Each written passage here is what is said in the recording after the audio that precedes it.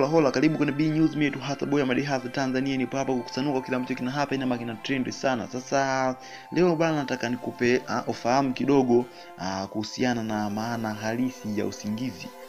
Maana halisi ya usingizi ni kukatika kwa mawasiliano kwa muda mfupi kati ya nafsi na mwili. Mwanadamu ni roho inayokaa ndani ya mwili. Hivyo mwanadamu amegawanyika katika sehemu kuu tatu, ambapo ni mwili, roho na nafsi. Mwanadamu anapokuwa usingizini, mawasiliano kati ya nafsi na mwili yanakuwa yamekatika kwa muda ili kuruhusu mwili kupumzika kwa muda. Roho ya mwanadamu huwa haipumziki, bali mwili ndio kupumzika.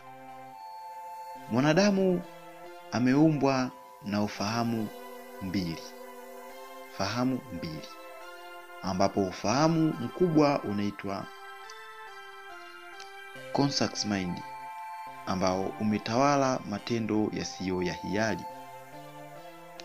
Pia kuna ufahamu mdogo unaojulikana kwa jina la subconscious mind, ambapo ufahamu huu huwa unatawala matendo yote ambayo yanakuwa sio ya hiari.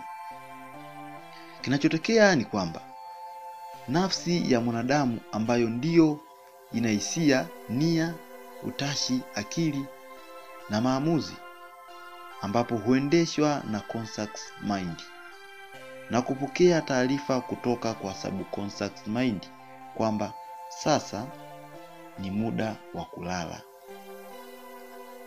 Na ndipo huanza kukatika milango ya fahamu hadi kulala usingizi. Hapo mtu anakuwa hajitambui kabisa. Na hapo ndipo subconscious mind huanza kufanya kazi kwa ufasaha zaidi, ambapo huanza kuendesha matendo yasiyokuwa ya hiari kama msukumo wa damu, ndoto na kadhalika.